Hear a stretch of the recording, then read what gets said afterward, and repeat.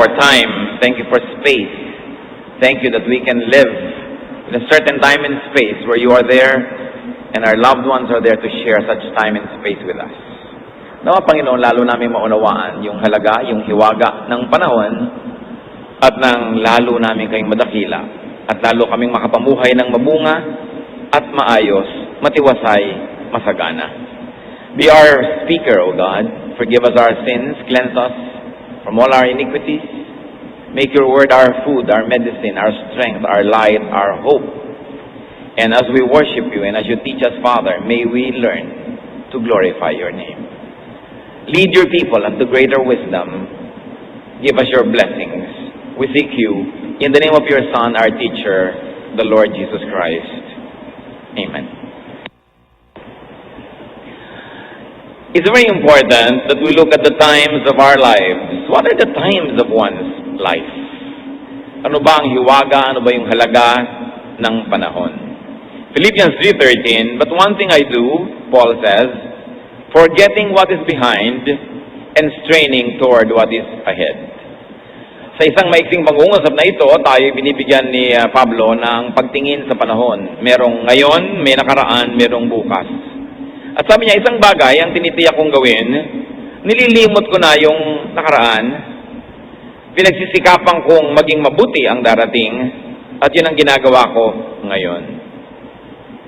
So Paul talks about the three facets of time.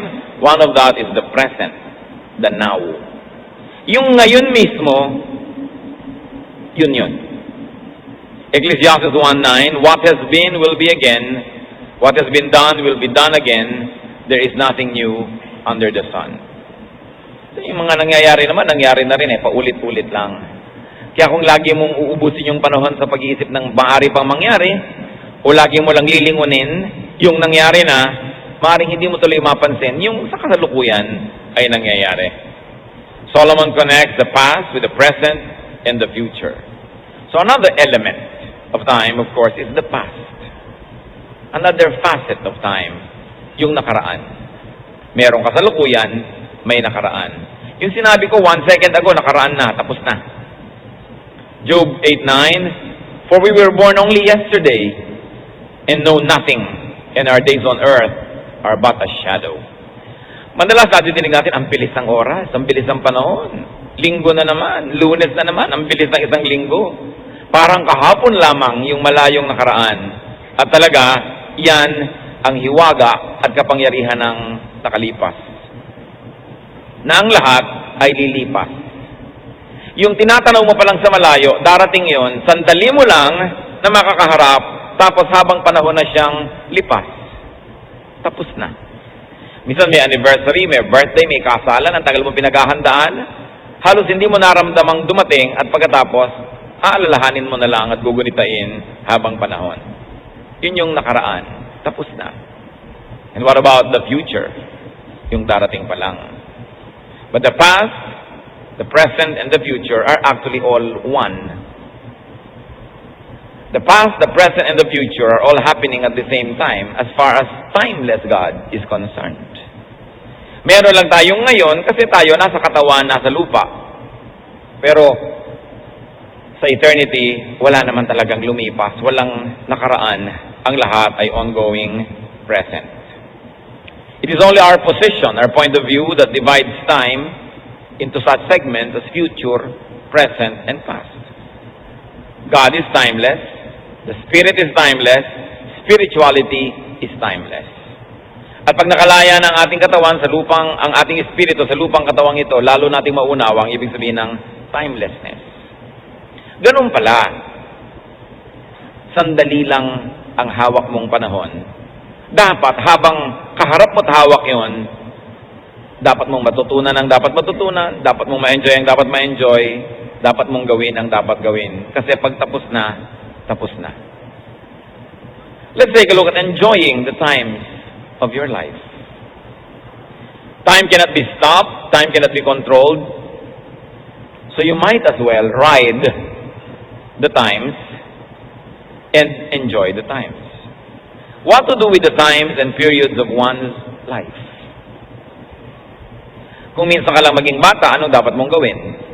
Kung minsan ka lang maging kabataan or youth, anong dapat mong gawin? Minsan ka rin lang namang tumanda, tapos haharap ka na sa Panginoon, anong dapat mangyari? How do you enjoy God's gift of time? Live in the present. Ang mga taong mga pinakamasasaya, pinakamakabuluhan ang panahon, yung nabubuhay sa ngayon. Sa kasalukuyan. Because it's only the present, it is only the now that you really have. Tapos na ang kahapon, wala pa ang bukas. Yung ngayon lang ang meron ka. So focus on the present challenges of life. Matthew 6:34, therefore do not worry about tomorrow, for tomorrow will worry about itself. And if I may add, when it comes. Each day has enough trouble of its own. Maraming ligaya, maraming kapayapaan, maraming kagalakan ang nananakaw sa atin pagka yung ngayon inubos natin sa pag-aalala tungkol sa bukas. At alam niyo ni Jesus, kaya sabi niya, huwag nga kayong mag-alala tungkol sa bukas. Yung bukas darating at aalalahanin niya ang sarili niya pag nandyan na siya. Ang isipin niyo lang yung ngayon. Sapagkat yung ngayon, sapat na ang dami ng challenges niyan na dapat niyong harapin. At dahil yan ay ngayon, alam din ng Diyos ang ibinigay niyang kapangyarihan sa atin, sapat para harapin ang problema ngayon. Kaya tayo nangihina, kaya tayo pa nawawalan ng lakas ng loob, kaya tayo nagiging malungkot, maalalahanin, yung lakas na kasyang-kasya para sa mga dapat gawin at mga problema ng ngayon, hinahati natin. Yung lakas na pang ngayon, yung kalahati, inuubos natin sa mga problemang darating pa na ini-imagine natin at inuubos din natin sa problema ngayon ay nandito na. At kadalasan, yung lakas na pang problema ngayon, inuubos pa rin natin sa mga bagay na nakalipas na wala ka nang pwedeng gawin. Nagmumukha tuloy kulang ang pagpapala ng Diyos. Nagmumukhang kulang ang lakas na ibinibigay niya.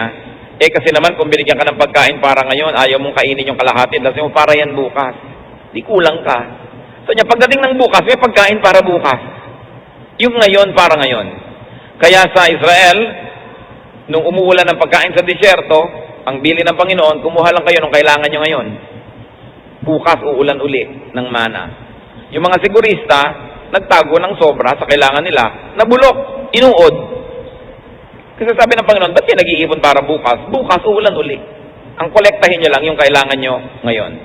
When we expend our energies to troubles that are still imagined and are yet to come, which may not even come, we actually divide all the energies that should have been focused only on the challenges of today. But the only reality that you have, the only reality that you face and hold and see and hear is now. Ano ibig nating sabihin? Hindi na totoo ang kahapon. Wala na siya. Kuminsan, lagi kang pinagmumultuhan ng kahapon kasi lagi mo siyang hinuhukay mula sa libingan. Pero ang totoo, wala na siya. Kaya nga, kuminsan, laging pag may mga party, lalo na yung medyo may edad, ang tugtog lagi yun nung panahon nila. Bakit laging ganyan ang tugtog nyo? Sometimes, nagre-reklamo ako pag inimbita ko ng mga church groups at ang tugtog, 70s, 60s. Hindi naman masama. Kasi kung marami pang ibang tugtog, may tugtog ngayon. Palang sa lagay, puwera na kayo sa tugtog ngayon. Ang lagi nyo lang hahawakan yung Beatles. Ang lagi nyo lang hahawakan, Carpenters. Lagi na lang yung stylistics, yung mga nakaraan. Wala na bang nangyari sa ibang buhay nyo? Wala na kayong titingnan ko din nakaraan. Nakapako ka, sayang. Kasi binigyan ka na ng pagkakataon maging teenager noong 70s. O tapos na yon. 70 years old ka na ngayon, o 80 o 60. May tugtog pa rin ngayon. Pagka pumuwera ka doon, nabubuhay ka sa kahapon. Yung ngayon, ang tangi mong hawak. Make, accept and reject choices that can still be made. That's what we do today. Ngayon, may kapangyarihan ka pa kapatid na magpasya. Ito ba ang gagawin ko o hindi? Siya ba ang papakasalan ko o iba? Doon ba ako titira o hindi? Yun ang pag-ubusan nyo na ngayon ng panahon, yung paggawa ng choice. Yung choices nyo dati na mali, tama na. Kahit pa kayo mangisay, napili nyo na yun nun, nagkamali na. Dapat na lang maalala yung lesson, then move on. Focus on what's in your hands now. Done choices are done. Choices still to be made can still be made. At present, you are still in control. And that's the beauty of the present. Hawak mo pa. May kaharap kang asawa mo o kaibigan mo, nagtatalo kayo, hawak mo pa kung ang pagtatalo na yan, ang uuwian ay pagkakasundo o pag-aaway. Hawak mo. Huwag mong sayangin. Gumawa ka ng tamang choice. So do what's doable now and avoid what's avoidable now. Sabi nila, don't cry over spilled milk. Yung lumigwak, natapo na, kalimutan na. Yesterday is gone and tomorrow is not yet. Pag inubos yung sobrang oras nyo ngayon, kahit kaiisip tungkol bukas, kung pala, sumakabilang buhay ka na mamayang gabi, nasayang naman lahat yung kaiisip mo. At kung minsan, sa kaiisip mo about tomorrow, hindi mo tuloy nahaharap yung today, lumipas nang hindi mo napansin.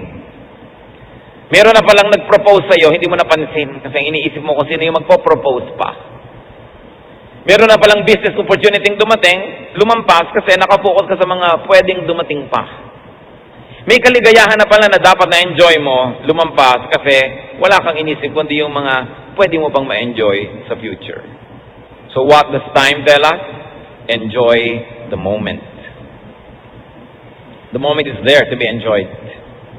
If there's a problem to solve it. If there's food to eat it. If there's music to dance to it. It is only now that is there. Studiously focus on the here and now, on the moment at hand, and never miss enjoying it. For in a flash, it will be just be a part of the retrievable past. Yang pakikinig natin ngayon ito, mamaya, past na yun. Tapos na. May bata na nagpapabuhat sa'yo, hindi mo binuhat dahil baka malukot ang damit mo. After 1 day, past na yon. After 3 years, past na yon. Nawasak na yung damit mo, iniisip-isip mo pa, sayang, hindi ko nalang binuhat yung bata. Kasi ngayon, mama na siya, bakulaw na, ayaw ng pabuhat sa'yo, lumampas na yung chance. Kaya hindi dapat pinapalampas ang pagkakataon, nakabukas ang tenga mo, ang mata mo, ang lahat-lahat ng senses mo, kung ano ang iniaalok ng kasalukuyan, dahil bukas, hindi na iniaalok kasi tapos na.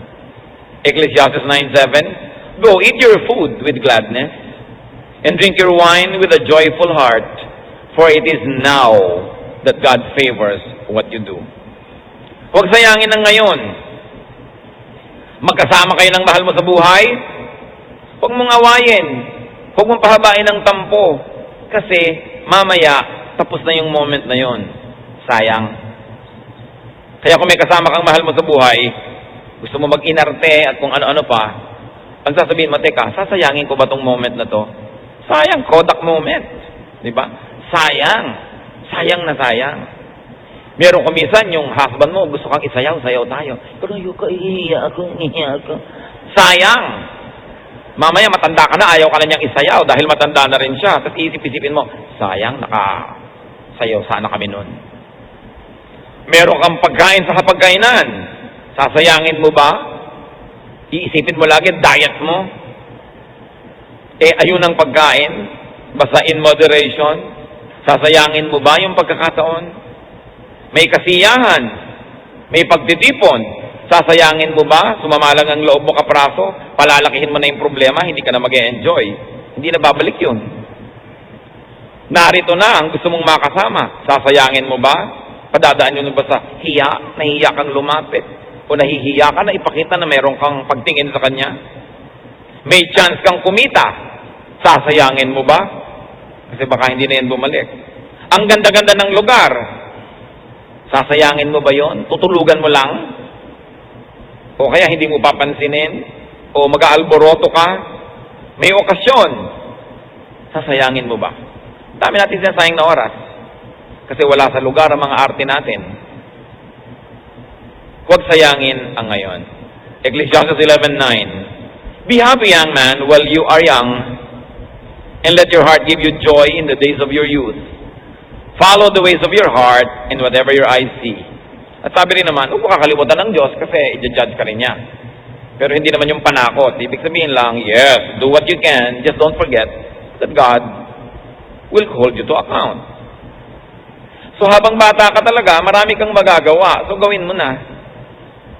Kung minsan, merong mga sobrang scholars, nag-aaral ng college or high school, talagang walang inatupag kundi magka-grade na mataas.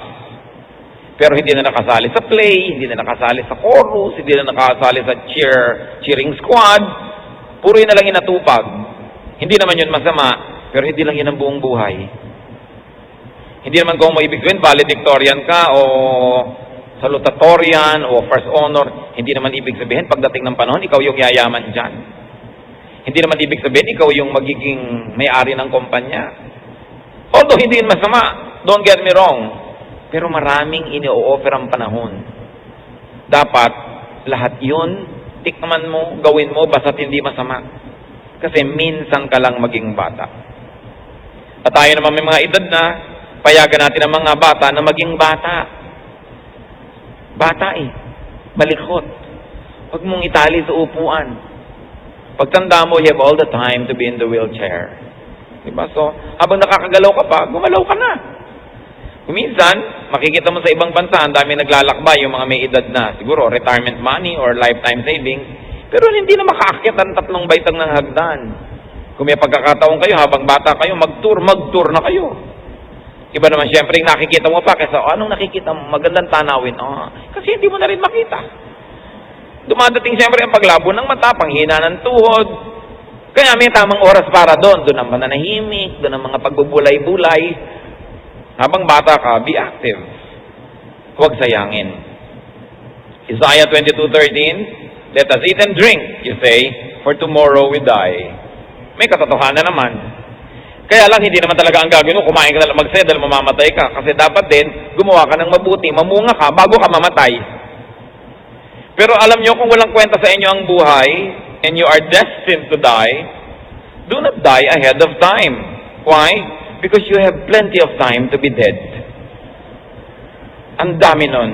So huwag nyong agahan. Huwag kayong magpakamatay. Madadali lang. Kaya ang haba-haba naman ang kamatayan. So, mabuhay muna kayo habang buhay pa. Huwag sayangin ang panahon. Napakahalaga na pahalagahan yung oras. Enjoy what's available, what's attainable, what's present. Forgo what's not available. Isa pang sayang sa paggamit ng panahon, may pagkain sa hapag, hindi nang gusto mong kainin, so hindi mo yung kakainin, so sayang naman, yun ang meron. Yun ang available. Huwag mong palampasin. Yung hindi mo makamit ngayon, huwag mo na masyadong kamitin, kasi mabibigo ka lang, at kadalasan, makakalimutan mo kung ano yung nandyan naman. Hebrews 13:5, be content with what you have. Pag tinuruan mo ang sarili mo na makontento kung anong nandyan, masasaya ka. Kesa lagi ka naghahanap ng wala. Merong mga matatanda, nandyan na yung 5 anak, isa lang ang wala. Wala ang atin nyo, wala ang atin nyo. Gusto na sabihin talaga ng mga ibang anak, naalis na kami, siya lang palang hinahanap nyo. Diba? Kung sino yung nandyan, enjoyin mo. Mahirap naman talagang bumuo ng maraming tao ng sabay-sabay. So kung sino yung nandun, pag enjoyin nyo siya, enjoyin nyo rin. Sabi ni Percy Bysshe Shelley, we look before and after and pine for what is not. Ganun daw ang tao. Wala nang tinignan ko dito, the good old days, o the future. Ang hinahanap yung wala, malungkot tuloy. So that's what we do with the present. What do you do with the past? Selectively die to the past. Kung meron tayong dapat patayin, yung kahapon, hindi yung ngayon. Philippians 3:13-14, brothers, I do not consider myself yet to have taken hold of it, but one thing I do, forgetting what is behind. Selective ang sinabi ko, hindi naman natin kailangan mamatay sa buong nakaraan. Forget, dissolve, destroy the unbeautiful, the ugly, the destructive, the painful parts of the past. Ilibing natin kung ano yung hindi maganda, kung ano yung mahapdi, kung ano yung masakit, kung ano yung makirot na bahagi ng ating nakaraan. Die to it, let it die, bury it forever. Kaya yung mga hindi makaya ang problema sa mundo, nagkakaroon ng amnesia. Kung minsan nawawala sa sarili, tinatakasan ng bait for protection. Because the brain and life will have to protect itself from too much pain and sorrow and problem and stress. So kung minsan, nawawalan ka na ng bait. Kasi mas mainam pa daw na baliw ka, na buhay, kesa sa ang tinutinu mo tapos namamatay ka sa hapdi at sakit. Kaya hindi ba pag ooperahan kayo, pinapatulog kayo, parang momentary death of the body, para hindi nyo maramdaman ang kirot at sakit ng mangyayari. Amnesia is for protection and healing and happiness for those people that have been pushed over the edge. So stop reliving and recollecting and resurrecting ugly moments and ugly parts of your life. Isang napakalaking pagsasayang ng panahon, yung ubusin mo yung ngayon para magdrama ka sa nangyari na kahapon na hindi mo na ibabalik, pero tingnan mo, napapaiyak ka, nalulungkot ka, nagagalit ka, namumuhi ka, ayaw mo yung buhay, bakit mo pinahirapan na yung sarili? Yun ang dapat ilibing na. Minsan ka nang nahirapan nun, tuwing ginugunita mo ngayon, nahihirapan ka uli. So sinong nagpapahirap sa sarili mo kundi ikaw? Kaya dapat ang ginugunita na lang natin tungkol sa nakaraan, lessons learned, pleasant memories. Pero huwag mo nang alalahanin, ilibing mo na hindi ka napag-aral ng tatay mo, inapi ka ng stepmother mo noon, kinurot-kurot ka ng tita mo nung maliit ka pa, lagi ka nalang taga-sibak ng kahoy, taga-igib, taga-laba, taga-plancha, inalila ka ng lahat. O pwedeng totoo, pero anong mapapala mo na laging gunitain yun? Para ka magalit, para ka lumungkot. Samantalang kahit man maraming hirap ang nakaraan natin, marami ring ganda at saya. Piliin mo na lang yun at yun na lang gunitain mo kung gusto mong magdramang bukid. Sasaya ka. Any memory that makes you frown or cry or cringe, you must forget forever. Ang Panginoong Diyos, ganon din ang paraan.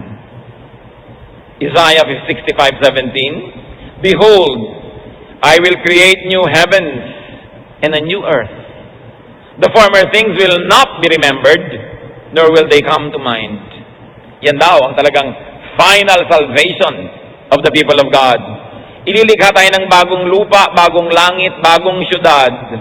A new Jerusalem, a new earth. Bakit? Nawasak na yung earth natin, pinapangit na natin ang konsepto ng relasyon natin sa Diyos. Kaya ang sabi ni Lord, you must be born again. How can you be born again? First, you must die. Because if you don't die, you cannot be born again. So you die to your old self, you die to your sins, you die to your past. Kaya ang sabi ng 2 Corinthians 5:17, if anyone is in Christ, he is a new creation. Sabi, sobrang pangit na yung nakaraan, hindi na pwedeng repair. Hindi na pwedeng tagpi-tagpi.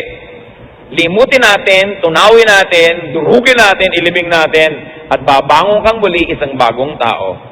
At yun ang napakagandang pag-asa sa pamamagitan ng ating Panginoong Yesus. Lahat ng pangit, lahat ng mahirap, lahat ng masakit, lahat ng kasalanan at marumi na naging bahagi na ng ating pagkatao, pwedeng linisin pag nanalig ka kay Jesus. Yun ang sinisimbolize ng baptism. That when you are immersed in water, para kang inilibing, and when you rise, you are a new creation. Pero maraming Kristiyano, nabubuhay pa rin sa nakaraan kasi inaalala pa nila. O kaya binabalikan. Sinabi na nga sa Bible, the dog returns to its own vomit. Naisuka mo na, kakainin mo na naman. Di ba ganun ang ginagawa ng mga aso minsan? So sa buhay natin, tinakwil na natin ito, tinalikuran na natin, ano't binabalikan? So bumabalik yung sumpa, bumabalik yung problema. Revelation 21:4, He will wipe every tear from their eyes. There will be no more death or mourning or crying or pain, for the old order of things has passed away. Pagdating daw nung panahon na tayong lahat ay kapiling na ng Diyos, papahirin niya ang luha mula sa ating mga mata, wala nang kamatayan o pagluluksa, pagluha o mga sakit, sapagkat iibahin na lahat ng Diyos. So yung sinasabi nating, bury your past, kalimutan mo yun, hindi escapism. It's God's way. Kailangan nating pakinabangan yung pamamaraan na yun ng Diyos. May dati kang galit, ilibing mo na yan. Tama na. Alam nga naman yung may family reunion, nakikita mo yung kapatid mo, maaalala mo lagi na tuwing kasalan siya ang maid of honor at ikaw yung maid of horror. Sige, alalahanin mo, pero sasaya ka ba? Maaalala mo lagi na siya lagi yung sponsor ng mga ROTC. Kasi kayo yung tagadala ng payong dahil baka umulan, mabasa siya. Yung mga inggitan ng mga magkakapatid nung araw, kung minsan dala-dala yan hanggang pagtanda. Kaya maraming away ang sumasabog pag may family reunion. Kasi biglang yung lahat ng galit ng tinimpi ng ketagal-tagal, nagkakasama kayo in one single time and space, what will happen? It will become ugly. Kaya ang sabi ni Lord, forget. Forgive. Hindi para tayo ipatalo, ipakawawa. Kasi alam ng Diyos, yun lang ang tanging paraan para makagraduate ka sa mga hirap ng nakaraan. Magpatawad ka na, lumimot ka na, dahil may ngayon pa. May bukas pa.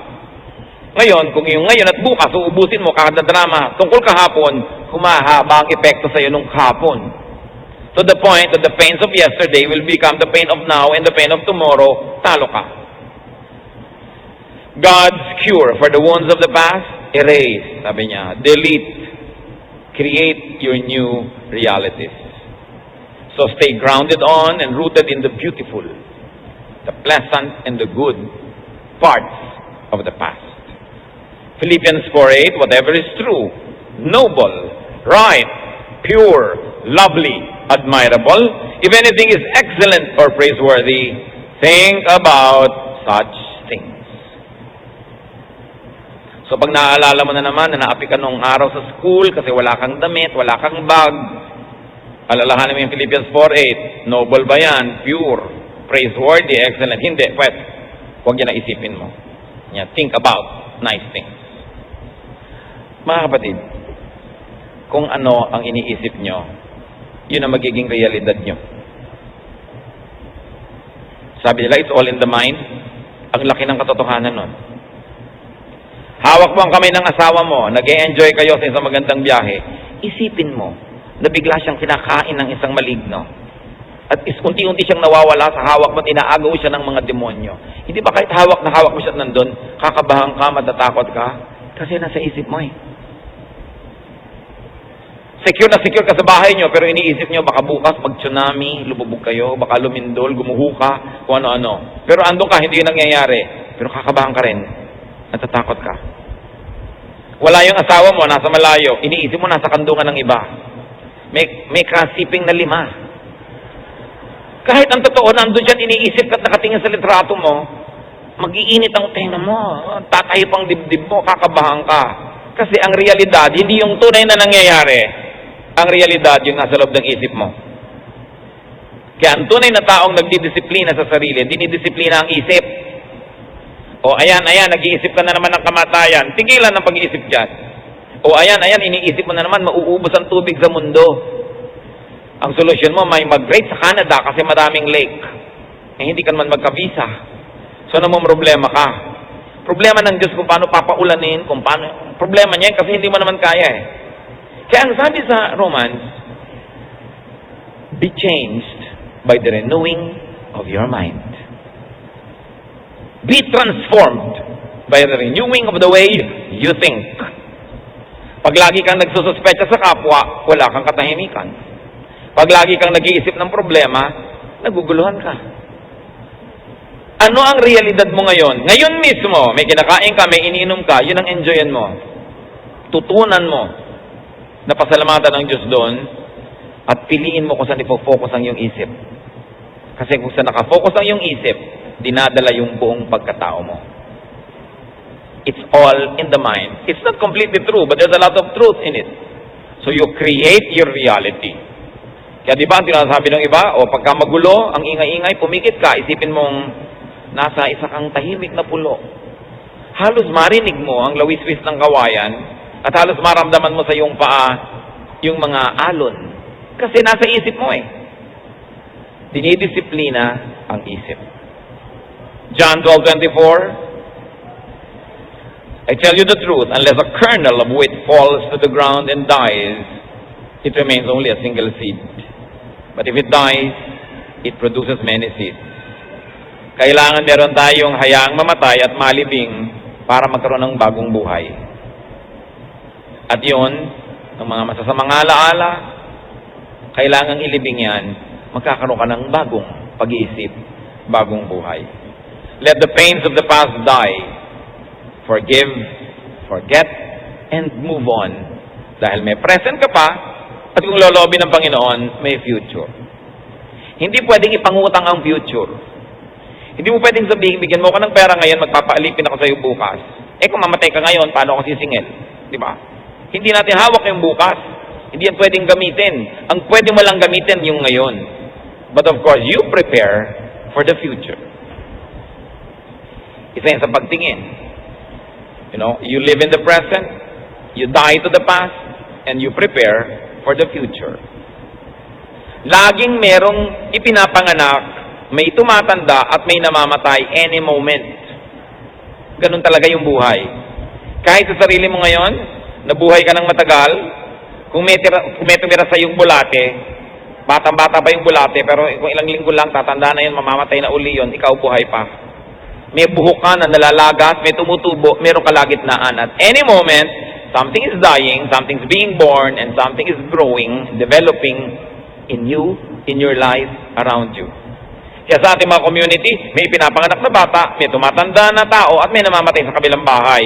It's part of life. So in us, we allow new ideas to be born, we let them gestate, and we let them develop, and then we say goodbye to all the ideas. Let's not be too sentimental about the past. The past is past because it's past. Therefore, tapos na yun. Plant seeds and seedlings, invest, save, and plan for the future while you are enjoying the present. Pag naman puro investment, saving, planning ginawa mo, hindi ka na nabuhay sa kasalukuyan, lugi ka rin. Sabi sa Bible, tonight, your soul is extracted from you. So what will happen? Ecclesiastes 11, 1-2. Cast your bread upon the waters, for after many days you will find it again. Give portion, 10-8. Maging mabuti ka sa maraming tao, hindi lang sa isa. Inaasahan mo yung isang yon, magiging mabuti rin sa iyo. Bigla siya namatay o nagtaksil. Kawawa ka naman. Sasabihin, kumuha ka ng mabuti sa marami. Hindi mo alam kung sinong tatanaw. Hindi mo alam kung sinong lilingon sa iyo. Magandang preparation. Pag nagawa mo na yon, nag-i-invest ka, nagtatrabaho ka, gumagawa ka ng mabuti tulad ng woman of Proverbs 31, sabi sa verse 25, she can laugh at the days to come. Another version says, she can be cheerful about the future. Pag may tanim ka, may investment ka, may saving ka, may ginawa kang mabuti, you can rest. Kasi alam mo na at least isa doon mamumunga, meron kang aanihin. What should be done after each day? Kasi sa mga lumulubog na naman ang araw, ay gabi na pala. Yung mga nasa mga opisina na nakakasara yung mga building, ay gumabi na pala, hindi pa natin napansin. What do you do when each day ends? You kiss the day goodbye. You also kiss yesterday goodbye. Tapos na. Linggo na ng gabi, maglulunis na, goodbye. May lunes uli bukas. Salamat nakahiram ng linggo o lunes. Salamat nakahiram ng isang linggong pag-ibig. Mabuti naka-isang linggo kayo, iba wala. No? Salamat nakahiram ka ng konting ligaya. At eto rin yun, kung pagdurusa sa'yo yung lunes, salamat, tapos na yung lunes. Yun naman ang comfort natin na ang lahat ay natatapos. Kasi kung nasa hirap ka, syempre gusto mo matapos yung araw na yon. May utang ka, nagbabayad ka 3 taon, gusto mo nang matapos yung 3 taon na yon. Meron naman tinaningan ng buhay, 3 taon na lang, ayaw pa niyang lumakad yung 3 taon. Anong gagawin ng Diyos? Pareho sila nagdarasal. Yung isa, Diyos ko, huwag pa po. Yung isa naman, Diyos ko, sige na po. So what do you do? Ikaw na may gustong magbukas na, i-fast forward mo na yung bukas. Ikaw naman na ayaw mo pa, di maglinger ka pa. Kaya tayo binigyan ng Diyos ng isip makapangyarihan ng isip. Nakakalikha ka ng realidad mo kung kailangan. Lalong-lalo kung yung realidad na kapaligid sa'yo, hindi bagay sa'yo at ayaw mo talaga, gumawa ka ng paraan. Close your eyes and make it reality. Nakikita niyo yung mga Kristiyano noon, kinakain ng leyon, sinusunog, pinaparusahan, pero pipikit ang mata at nakikita nila ang Panginoon, nalalampasan nila, maski sila sinusunog o kinakain ng leyon. Kasi merong ibang realidad, a spiritual reality in their hearts, in their minds. Habang buo ang iyong loob, malakas ang iyong pananalig, hindi ka kayang itumba ng anumang bagay.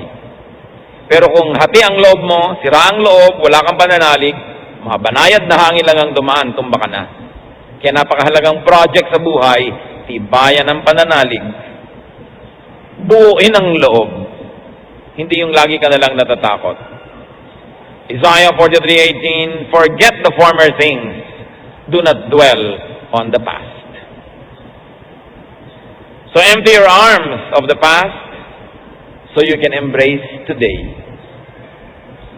Yan kumisan ng problema, nakayakap ka pa sa nakaraan, eto na yung present, hindi mo tuloy mayakap. Lumampas na, hindi mo na nayakap kahit kailan.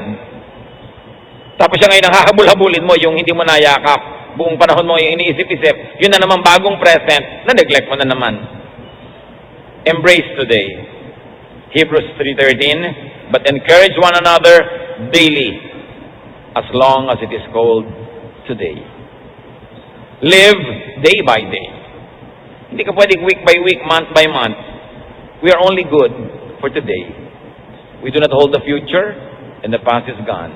So plan, invite, welcome, and be ready for tomorrow. Because if the Lord blesses you with tomorrow, it will definitely come. Truth is, tomorrow will always come. We are just not sure it will be there when it comes.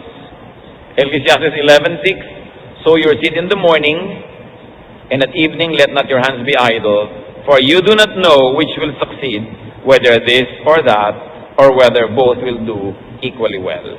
In other words, don't put all of your eggs in one basket.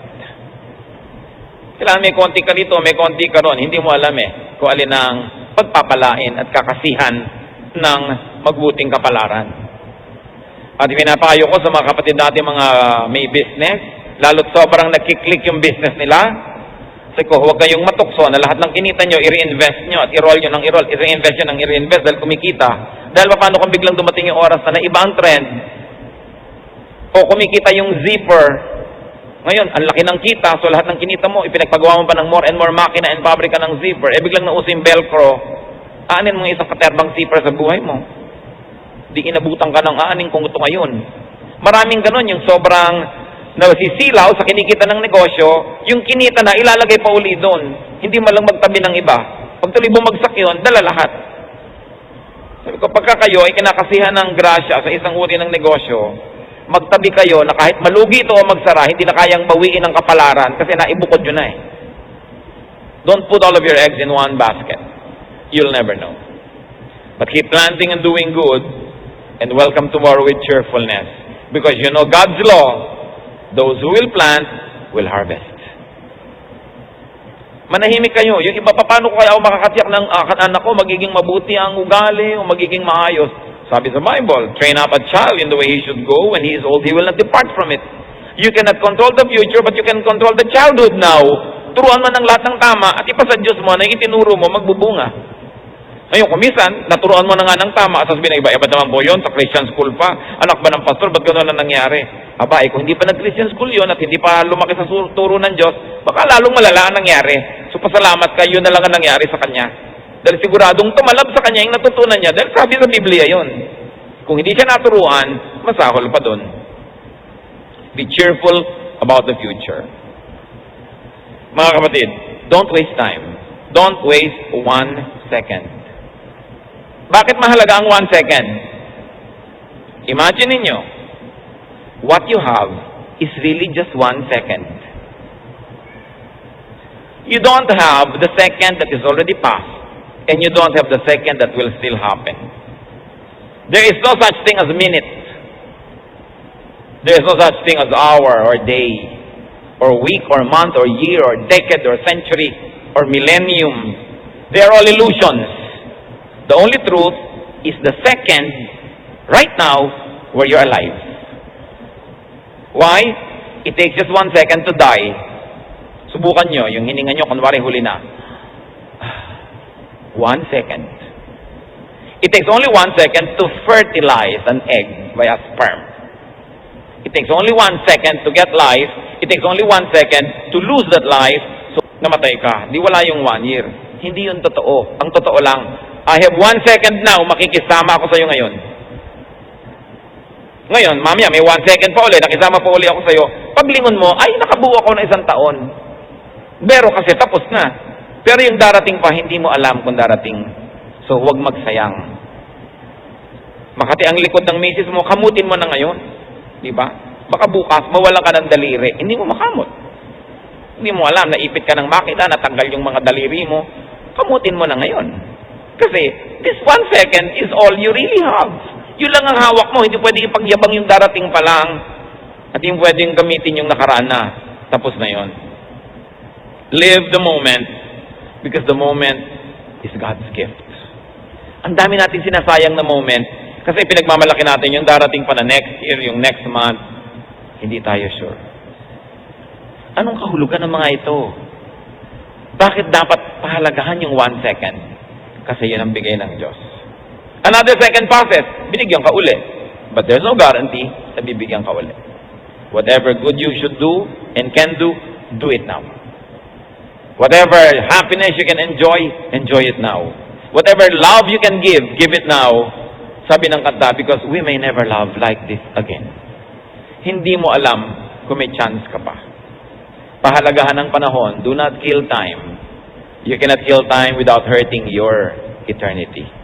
Ama namin sa langit, ano nga ba ang kahulugan nito sa amin na pahalagahan ng panahon? Huwag magsayang.